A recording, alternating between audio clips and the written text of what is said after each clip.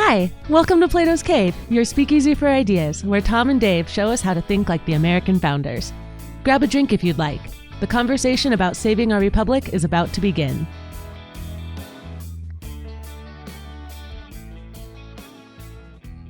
Well, Dave, over the weekend, I did catch a little football, and I think if I saw this right, I thought this was a typo at first.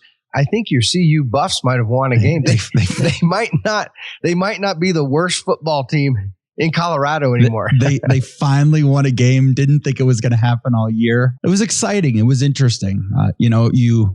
There's this whole parallel that we could talk about all day today between football and government, right? Part of me sat back going into this week. I don't know if you know this, but CU fired their head football coach 2 weeks ago. Okay. And they promoted an assistant coach who was new to the team this year to head coach. But even more than that, they fired their defensive coordinator.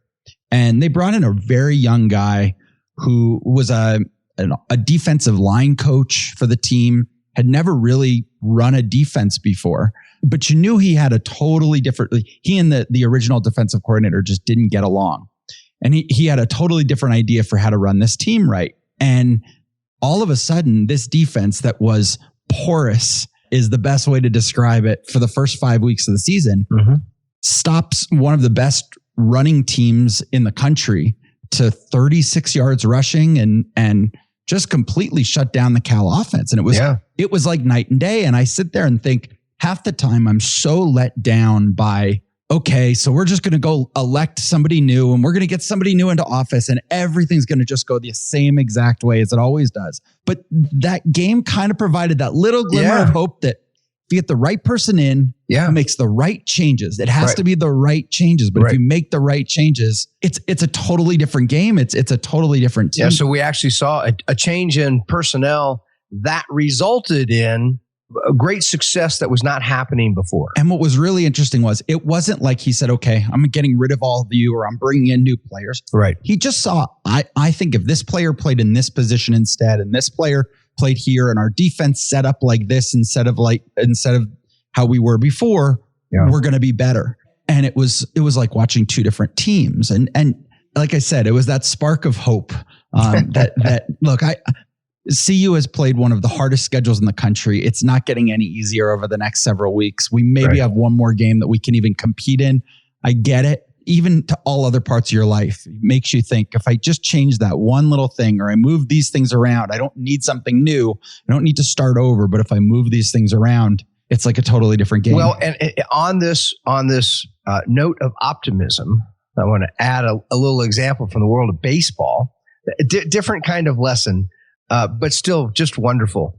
The Los Angeles Dodgers this year, they're a powerhouse. They're the most expensive team in all of baseball. Their roster is stacked with all the hotshot stars in baseball, except for Aaron Judge.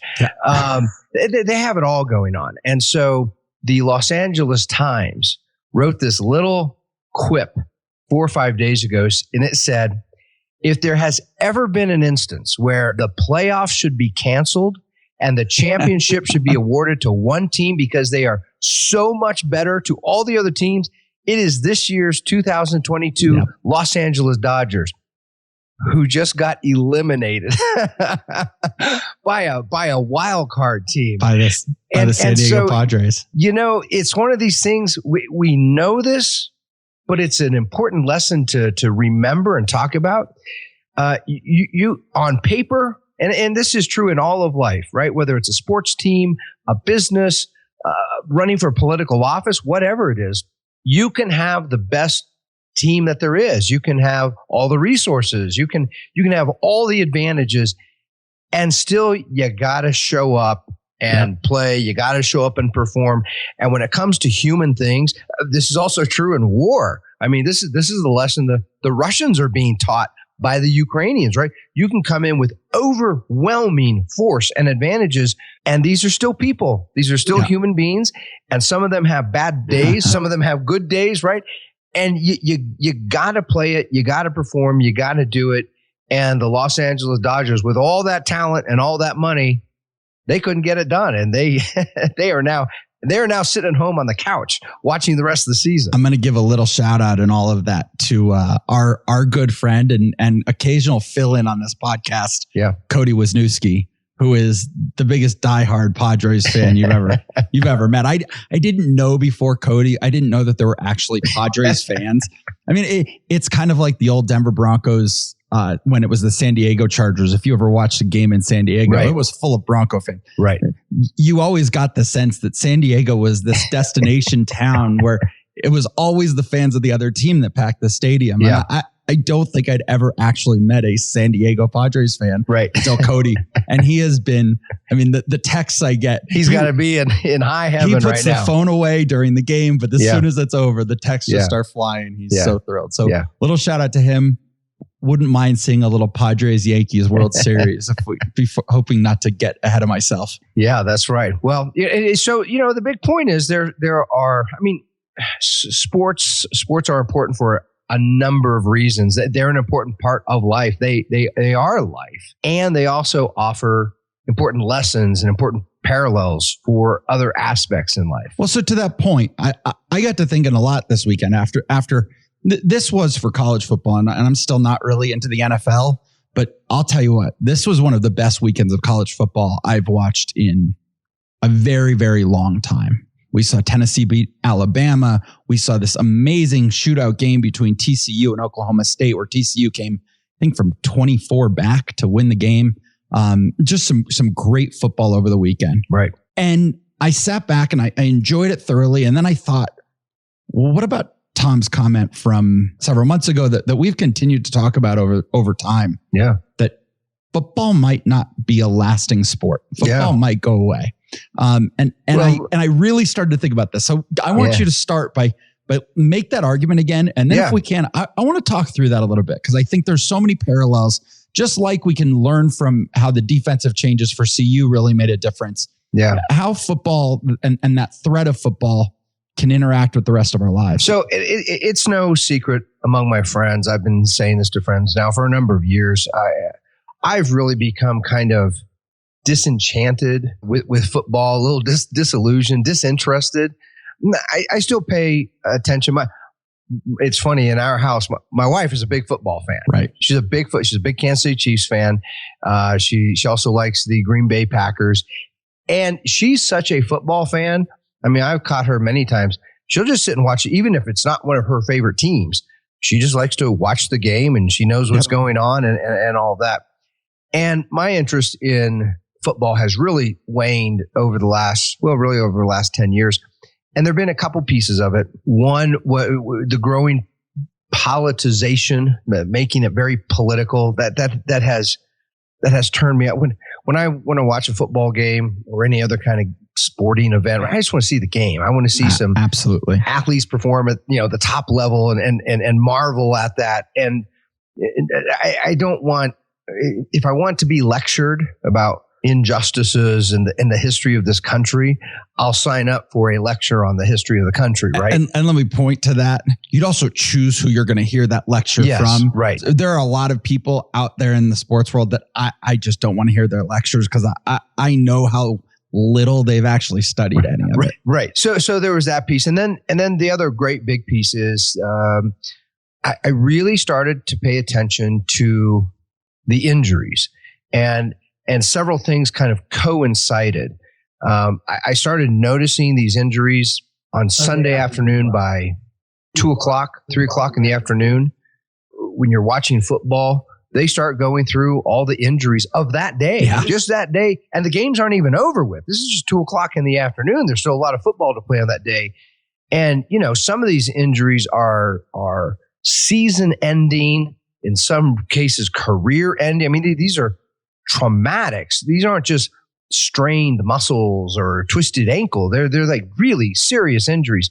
And then I would see them, 10 years ago, the camera used to spend more time showing these players on the field. At about the same time, this is when Peyton Manning started playing for the Denver Broncos, and I liked him. And he seemed smart and personable. And I just liked him as a person when I would see him interviewed. And he had all kinds of problems. He had surgery on his neck.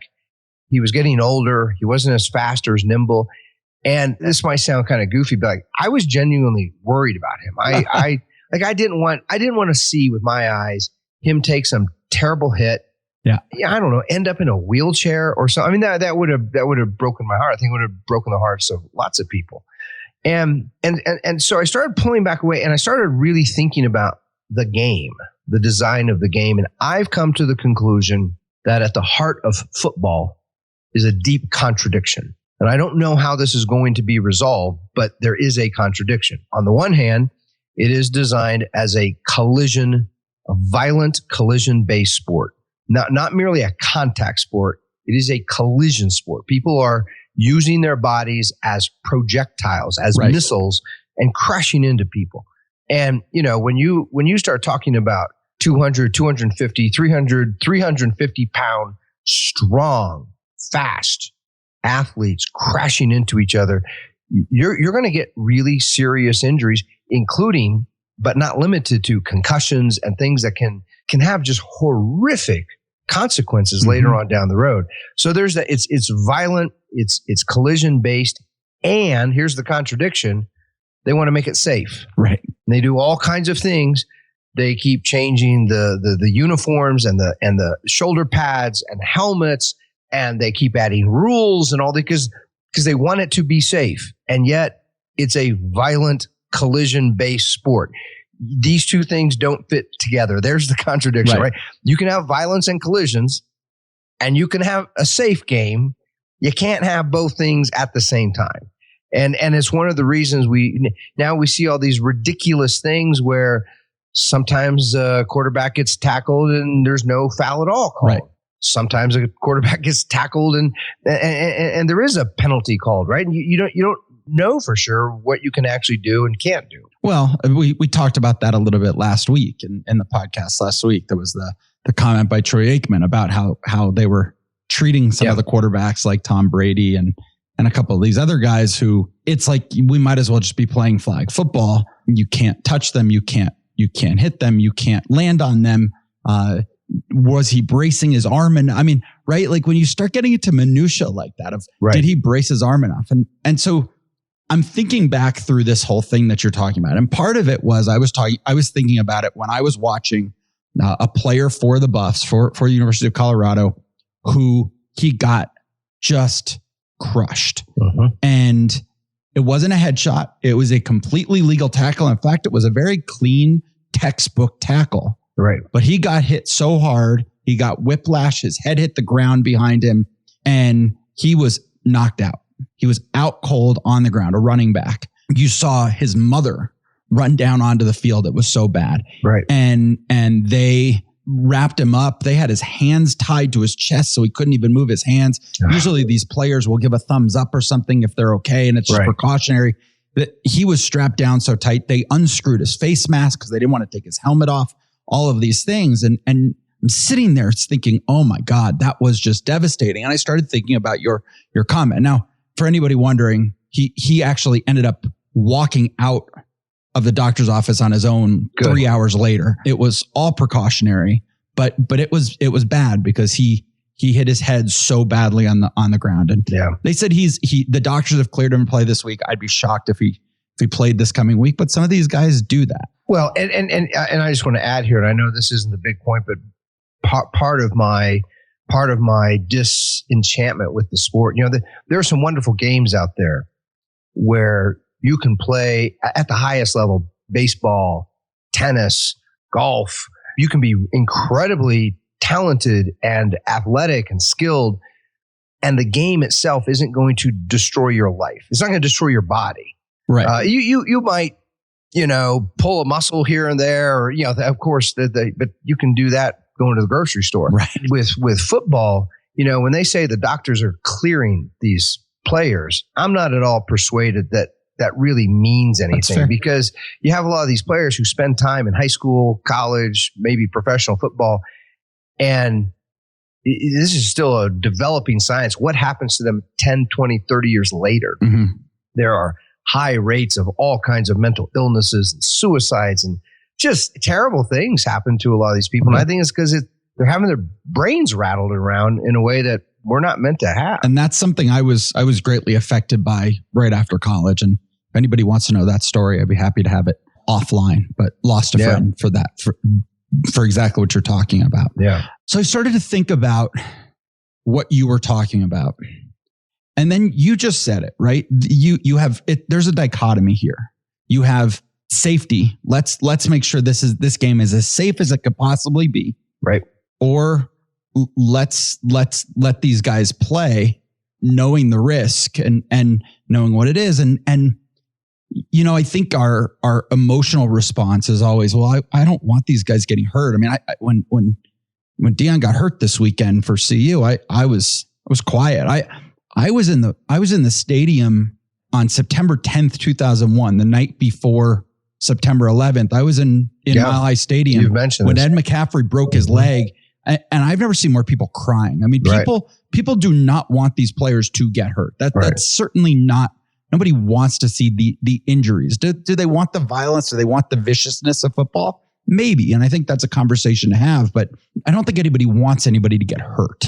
I would be interested to hear players talk about that.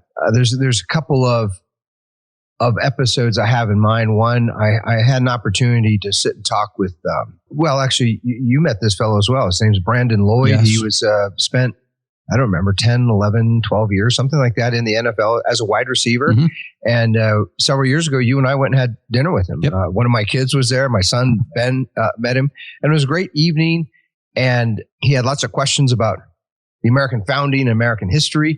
And in return, I had lots of questions about football. And one of the questions I asked him was, is everybody aware in the NFL, the players, do they know the risks with so much information about CTE and other kinds? And he's like, oh yeah, everybody knows. And the bottom line is virtually all those guys in the locker room, this is the one way they can make a lot of money. Yep. They could go get a regular job, but there's nothing else they can do and possibly earn millions of dollars a year. So to them, it's worth it. I'm also reminded because I've been a Denver Broncos fan my whole life. When I was a little kid, I didn't live here, but I had an aunt and uncle out here. We would come out and they got me a Denver Broncos football, uniform and all of that. And so I was paying attention growing up to the Denver Broncos. And there was a big physical athletic guy, Lyle Alzado. Yeah. He used to play for the Denver Broncos. And he retired.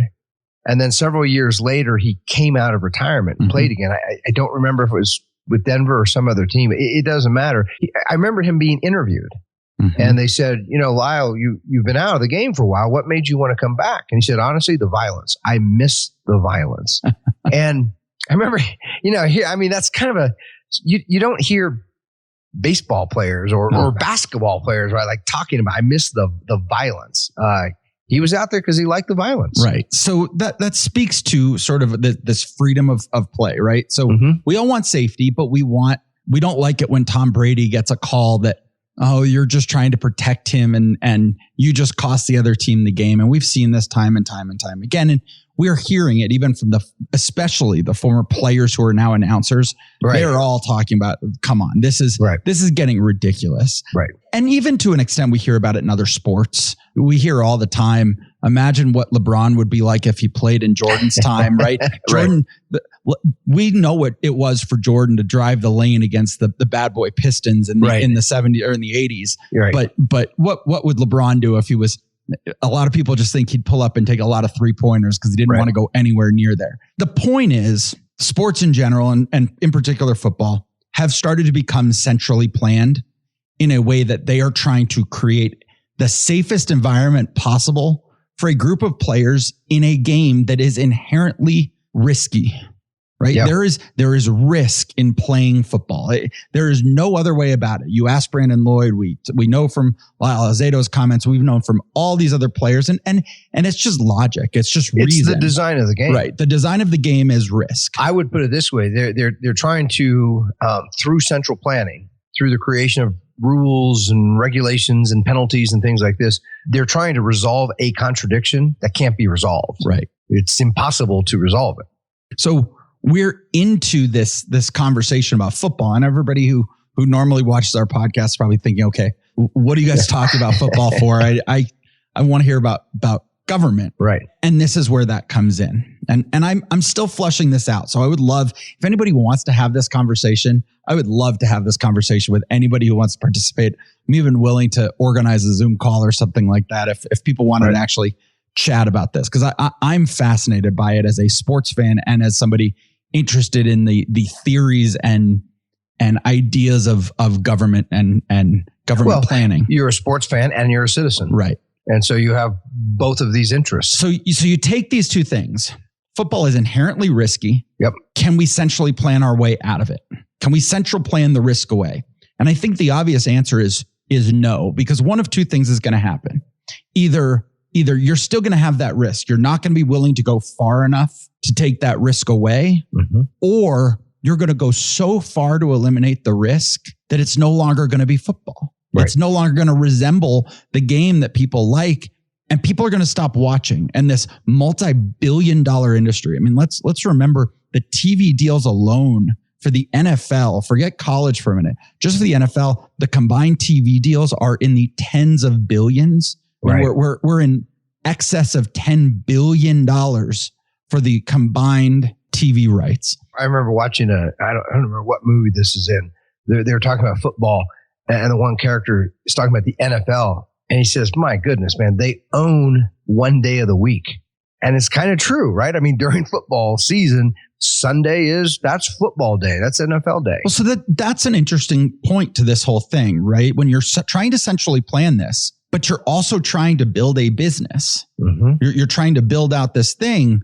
Now you have Thursday night football, you have Sunday football, and you have Monday football. Yep. Well, how do you promote safety among players and tell them you have 3 days, 4 days less to rest between and to recover and recuperate between your Sunday game and the following Thursday, or a Monday and a Sunday, or whatever it might be?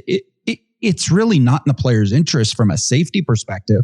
So you do see this league trying to balance the two things, and it's really nearly impossible. Do you risk your quality of your product? Do you risk revenue from having Thursday night football and Monday night football in exchange for more player safety? Or is player safety only important so far as the business allows player safety to be possible? And we're right now tiptoeing that line. Let's now take the same parallel and talk about government. Life, being a citizen, being alive is inherently risky. We've been saying this from day one. There is risk. You wake up every day and you have a choice. You can live or you can do nothing and you can die. Right. It's the same dichotomy. And government is constantly trying to make people safe, right? That is the purpose of central planning with our government. We want people safe from bad food at restaurants. So we're going to create the health inspectors. Well, as the author of that very famous book, Save the Swamp, I think I would put it this way. They certainly market safety. Right. Whether they actually keep us safe or not that's a whole separate conversation. But they do tell us everything that scares you, everything. We're here to take away that fear. In fact, Franklin Roosevelt made that one of his central freedoms. I mean, this is kind of the way to get inside the progressive mind, right? It takes a real effort. I think when ordinary people think of freedom, they think of it in a positive. I'm free to do things I want to do. I'm free to go shopping or go talk to a friend or go hike a mountain or things I want to do, go start a business. But when Franklin Roosevelt talked about freedom, one of his key freedoms was freedom from fear.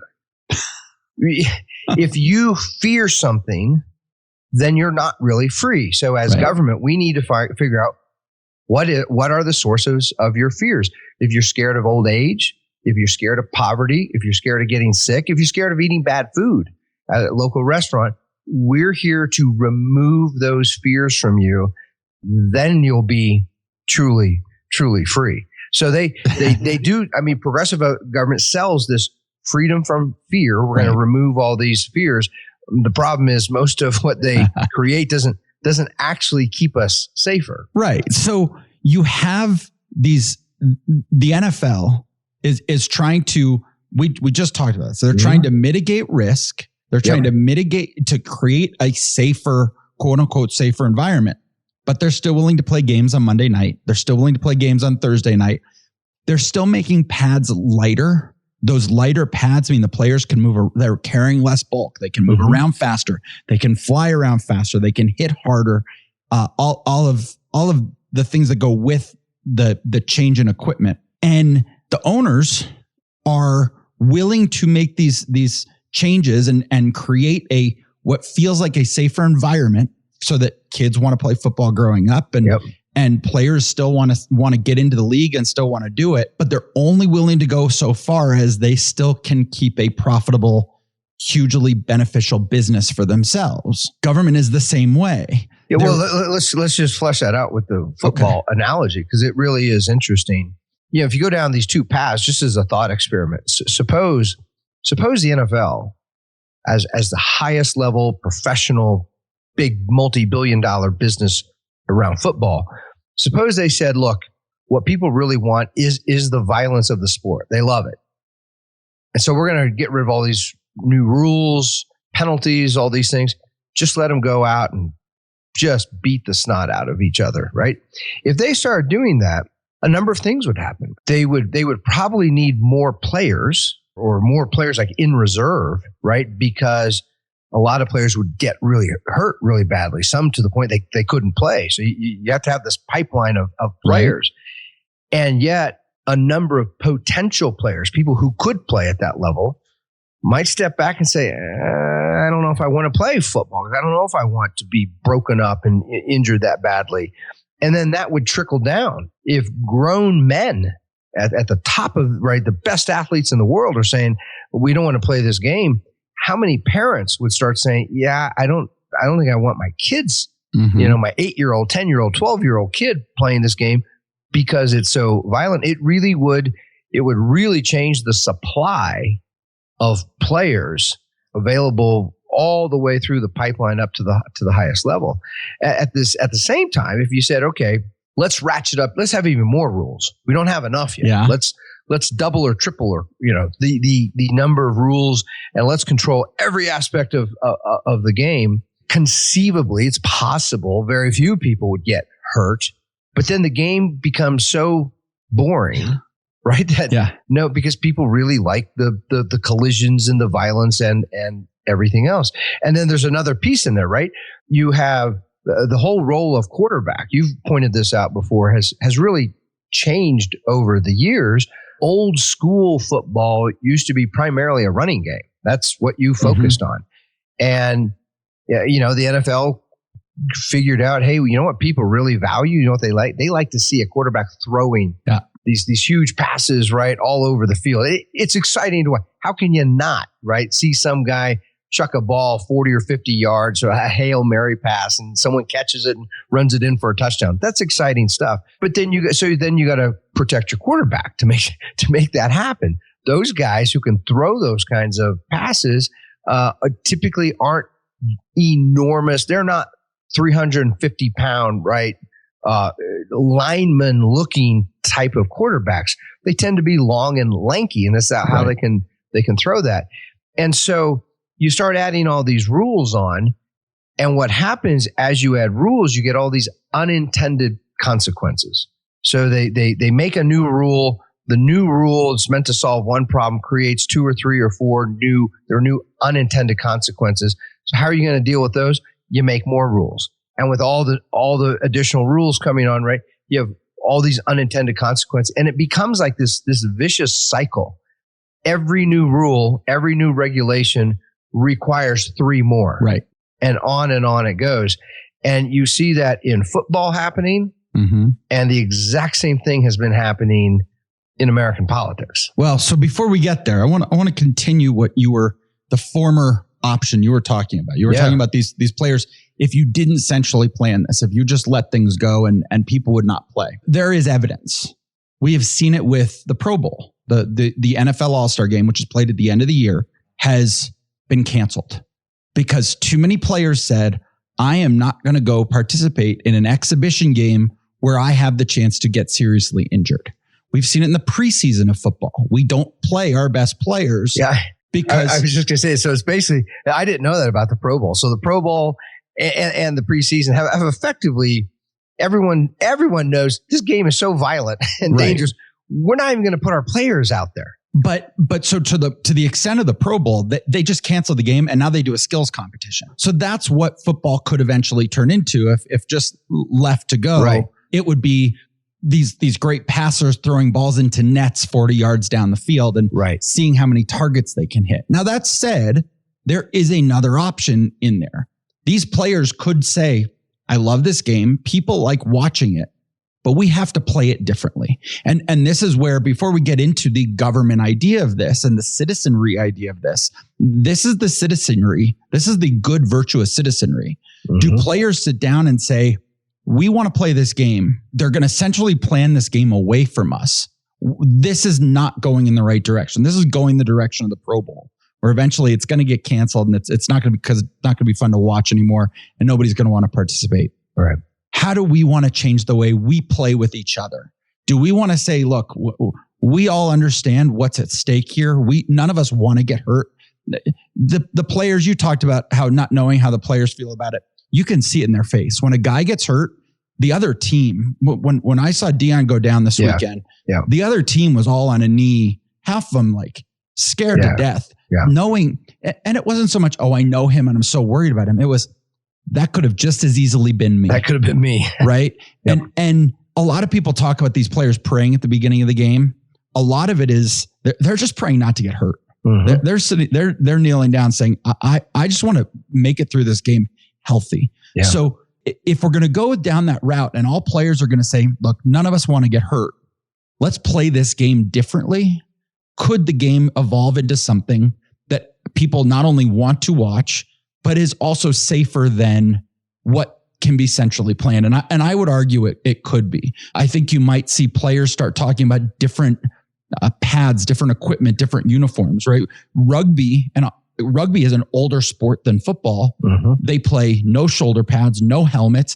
They hit each other very hard.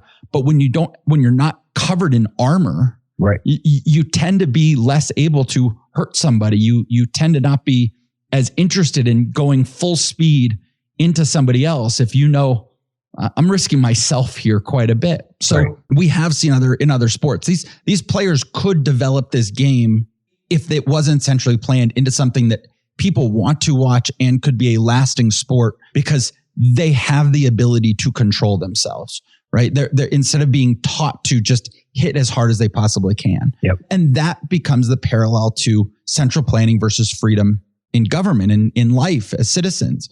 We could have government try to centrally plan our safety, which they'll only do to the extent that they don't lose power. You don't see Nancy Pelosi and Chuck Schumer sitting down and saying, okay, we're just going to make sure that there is top flight medical care available for every American. They're talking about health insurance, right? And they call it healthcare.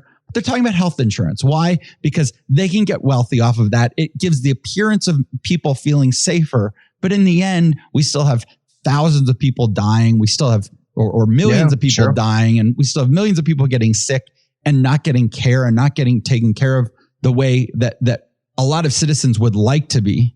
And the alternative is get the government out of it altogether and let people get together and figure out, okay, what is the best way for all of us to be safer and to be healthier and to take care of ourselves. We can agree to certain terms. Well, there's certainly a parallel.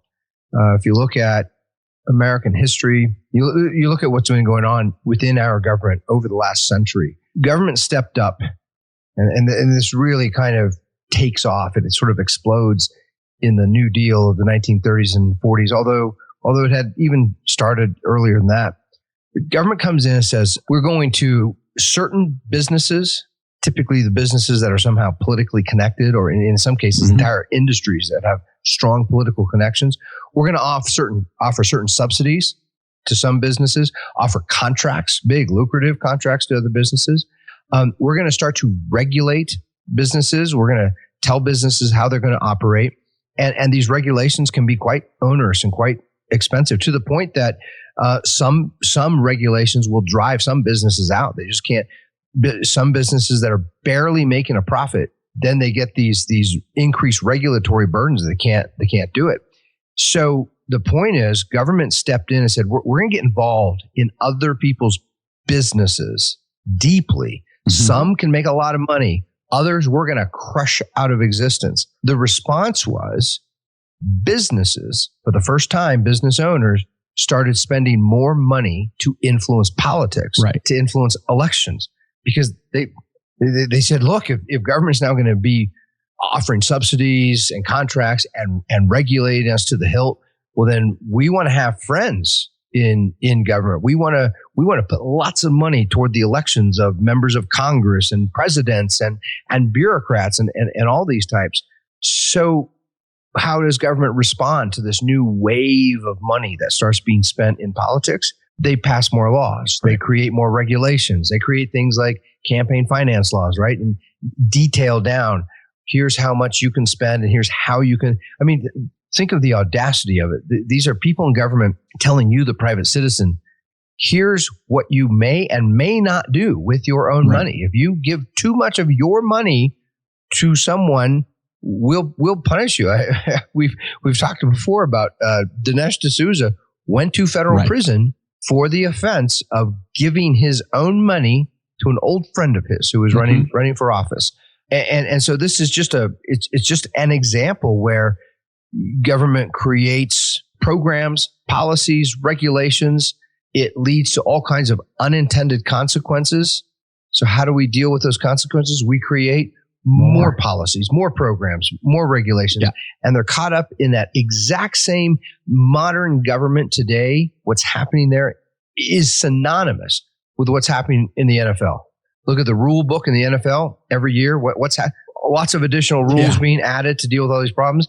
Same thing is happening in government over the course of decades. So my argument in all of this, and I think it is that middle lane in the NFL. My argument in all of this, and this is where I'd love to have further conversations, and I'd love to hear your thoughts on it, and then expand this into a larger conversation if anybody wants to, is I do believe that players in the end, or players and their representatives, it doesn't necessarily have to just be players. I don't want this to sound like, okay, players are going to go out and do this, but people who are involved in the sport, who see it coming to an end, have the opportunity to come together and say, hey, we're going to go in this middle direction. We're going to go back to a freedom of play, but let's get together as players and talk about what's proper and what's not. Let's get together as players and say, look, we're going to make every effort possible to not do this.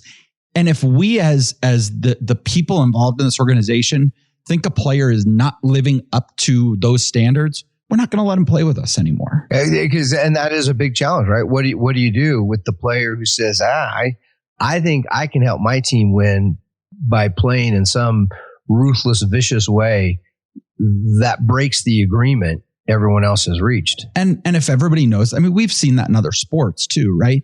There are players on teams.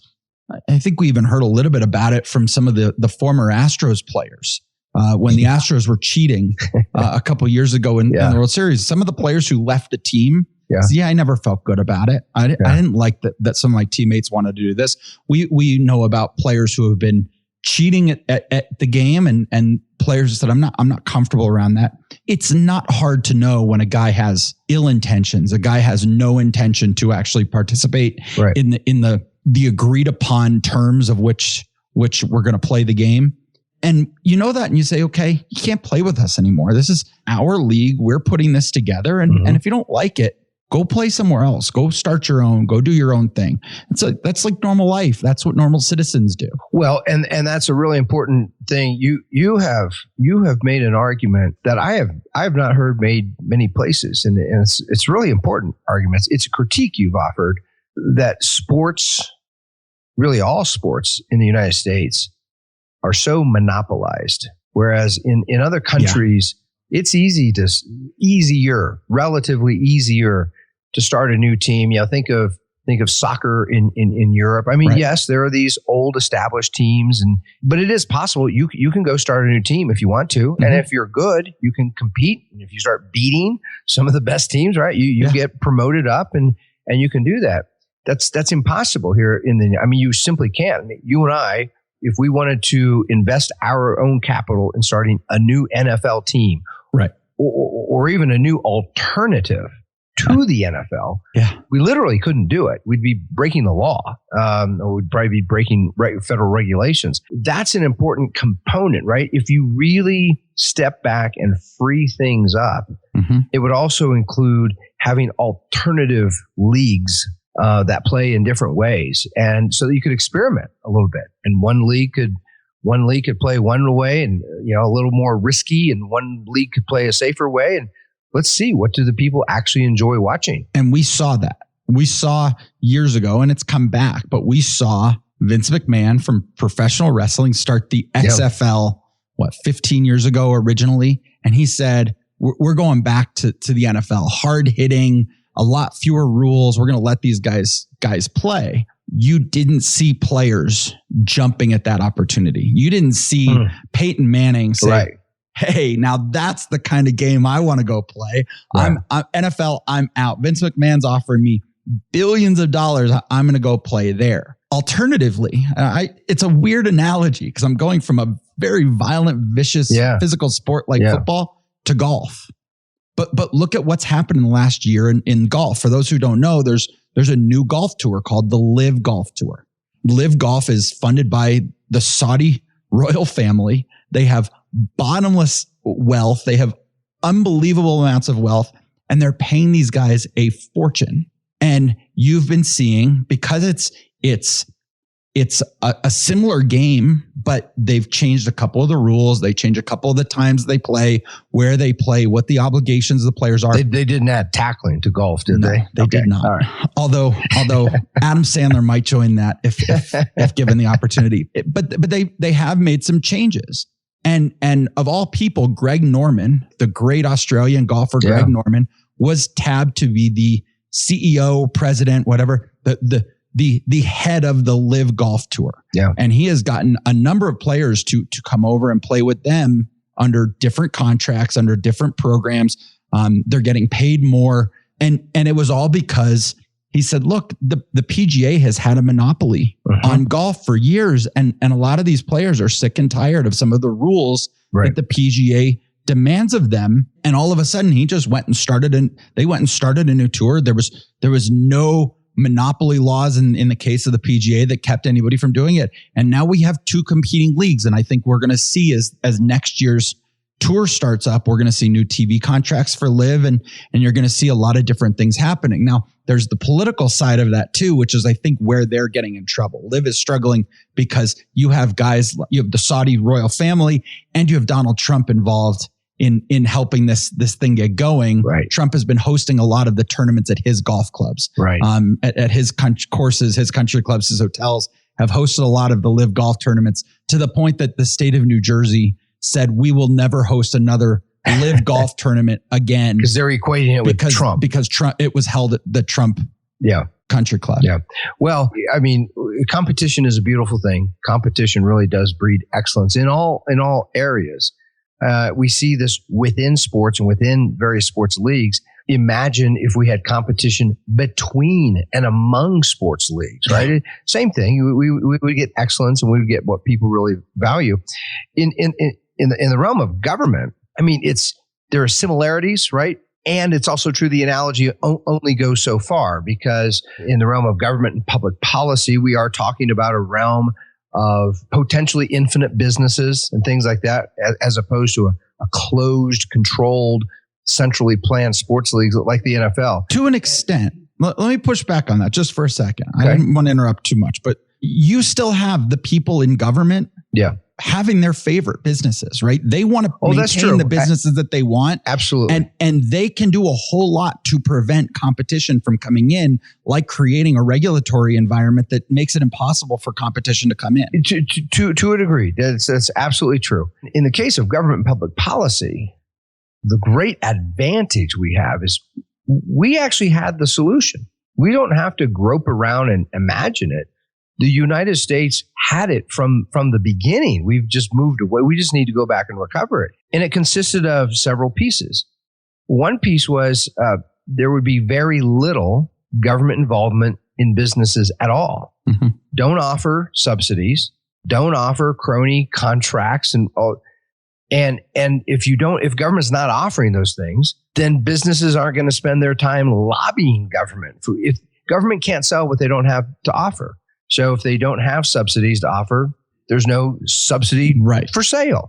Same thing with regulations. Don't regulate businesses much, and then businesses can't use their crony connections to get a regulation that favors their business and puts the screws to their competitors and all that. So that's one big piece of it. Just don't offer much from government. Mm-hmm. And then you don't have all this crony, corrupt money trying to influence elections and bribe officials and all that.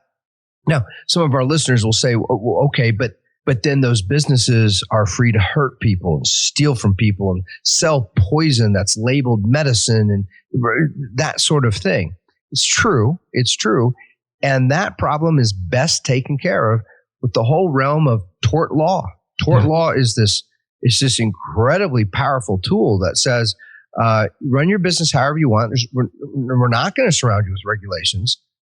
But hey, if you hurt somebody, if you steal from someone, if you sell, you tell them this is a brand new car and you sell them an old clunker, if you don't do what you contractually promised to do, if you sell poison that's labeled medicine and you hurt others, you're going to be responsible. Yep. And you're going to have to make them whole.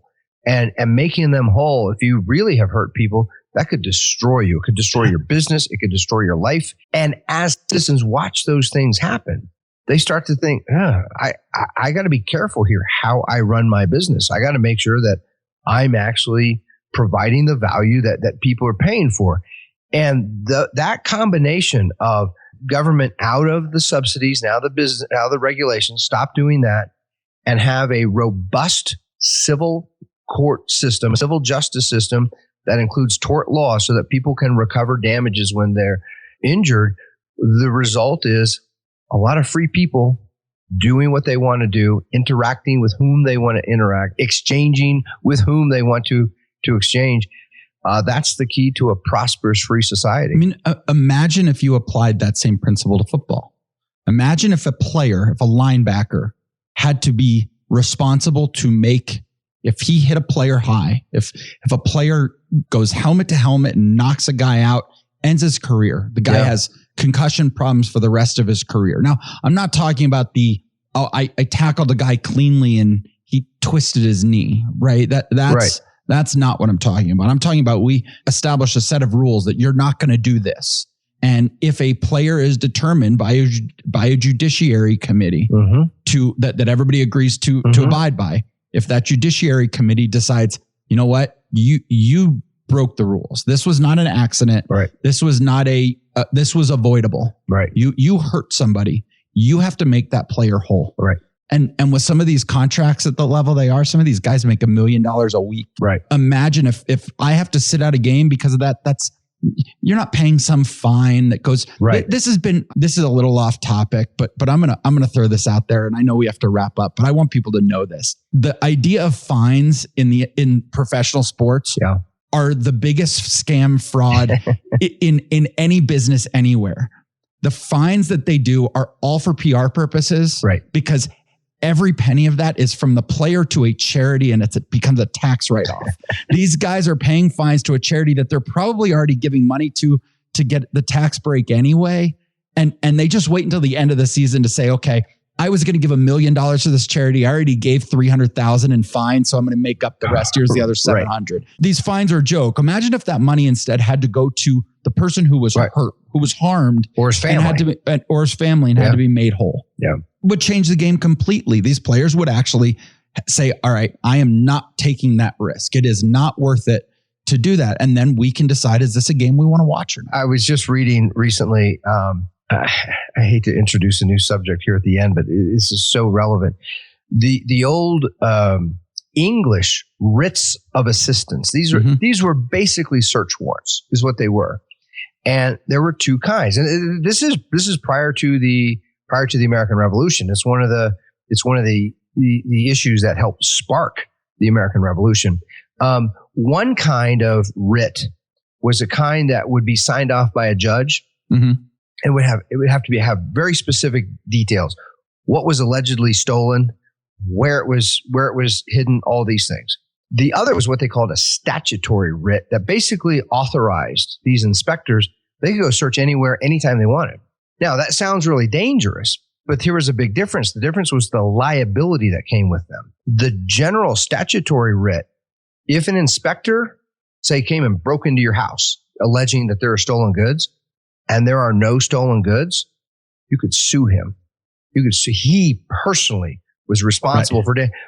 So not the government. So the inspector. Well, the inspector. The inspector personally. And so that made that inspector careful. He wasn't going to go. He didn't abuse that power easily because he had a lot on the line if there were not stolen goods there. Whereas the specific court authorized search warrant that protected the police or whoever it was that was executing the search warrant, even if there were no stolen goods, they were immune from any. So these guys were actually more likely to abuse that power than the one that said, you have kind of open blank check power here. You can go into any house, any business, anything if you think there are stolen goods. But if there aren't stolen goods, you're going to be sued till the sun comes down. That's really interesting. Isn't it? Yeah. And so, it's interesting thinking about how to arrange incentives and disincentives. And if you added a civil liability component to some of these sports and said, not only is it a foul, if you break the rules and you seriously injure someone or even kill them, you're responsible for that. And we do see that in hockey.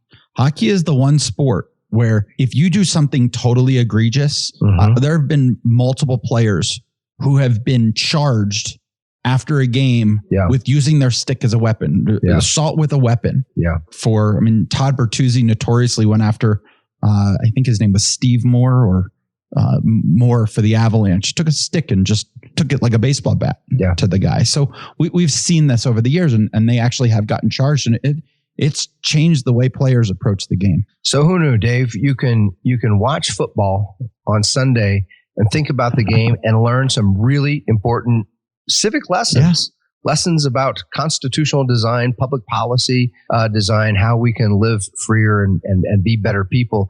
And, maybe some commissioners from the NFL are sitting here listening to our podcast and we'll have some ideas how to make that game better. If anybody has a line to Roger Goodell, let us know. Not that he would actually listen. He's got too much financial investment in this, but it's kind of the way it goes. I mean, that's the same problem we have with government. We've got certain members of our government with just too much financial interest to allow anything to change. I think what this discussion showed is we can be guardians of the American idea. We can think about freedom. We can think well and deeply about these things and still have fun and still talk about things like football. And things can always change if you just make a couple little tweaks.